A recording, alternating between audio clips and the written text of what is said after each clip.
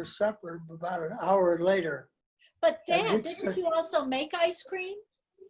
On the 4th of July, we made ice cream, yeah. Somebody gave us an ice cream maker when we got married, and it's been in our attic ever since. I don't think we've ever used it.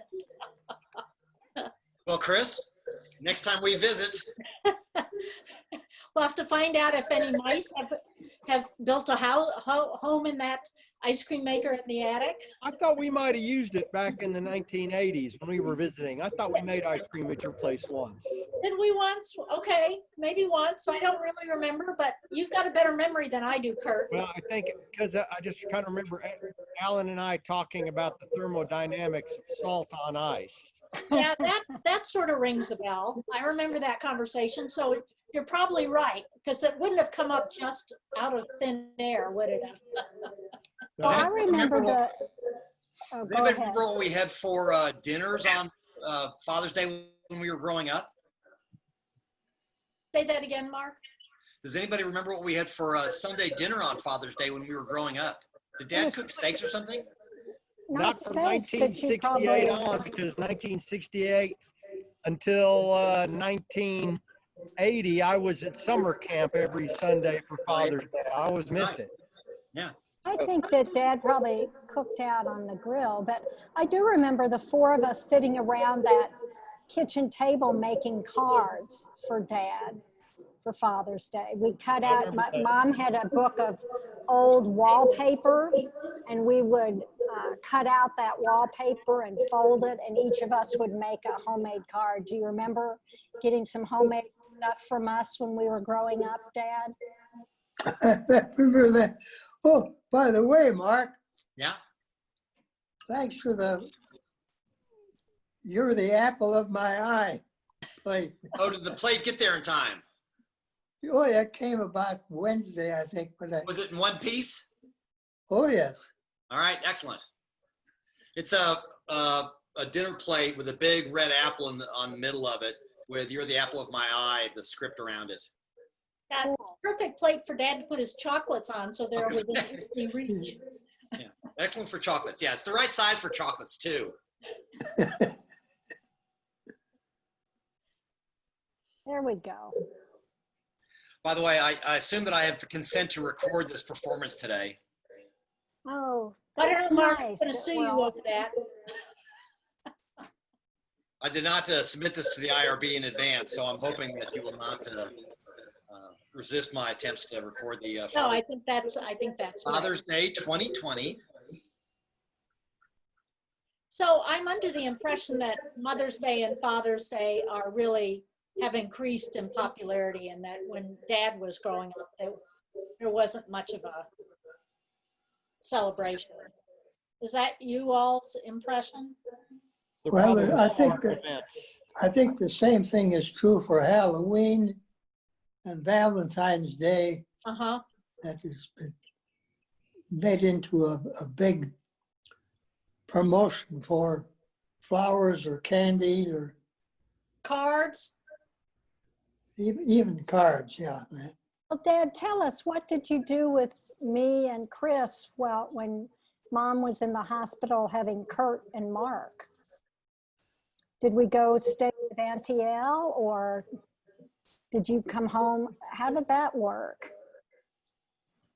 Do you remember? I think when you were born, Gretchen, I took Chris down to Rockford, and you stayed with the Billinghams for a couple of days. And then when Kurt was born, I think you sent me to Grandma and Grandpa's, right? No, Grandma came from Illinois and stayed at the house on Oh. Shank Street. Yeah. Just think of this. Dad had 2 kids when he went to graduate school, and then had 2 more in graduate school. And bought a house. And bought a house. Doesn't that sound like a hard way to do things? That's stress. and he finished his dissertation in 3 years. So, so Dad, tell us about how you decided on names for Kurt and Mark.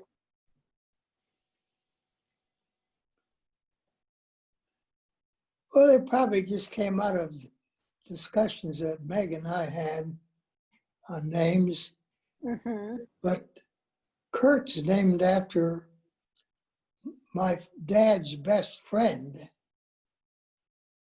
who was a mining engineer. His name was Kurt Schutte, and he lived in San Francisco, but Huh. he was a classmate of my dad in grade school. No kidding. And we stopped to visit him on our honeymoon. Well, it's And- also your middle name. And Mark just sounded like a good, solid male name. Dad, I believe that in the year 1957, Mark might have been the most popular boy's name for those males in the United States. Oh, Is really? that right? Chris was the most popular name in the year that Christopher was born. How about, I know the origin of Mark's middle name, Yeah, Carl Holtz. but how about Kurt's middle name? How did you come up with Richard? It has a nice ring that goes together, I think. Well, Richard Tipple was one of my best friends in college, Oh, and he was the number 7 seat on the 1946 crew at Wisconsin. But I met Tip back probably in 41 or so. mm-hmm. So we were always good friends, and we even visited them in Madison a couple of times. Are they still alive, Dad? Either of them?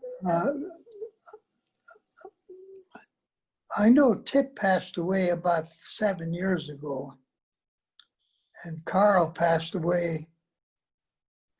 Oh, quite some time ago, because you and I visited his wife, Jean, probably about 8 years ago. Yes, that was, I think you both knew Carl and Jean. I have a vague memory of them, Yeah. of visiting them at the farm, maybe, or was Yeah. that? So I took a quick look at Wikipedia about Father's Day, which comes out of the Catholic tradition in the Middle Ages.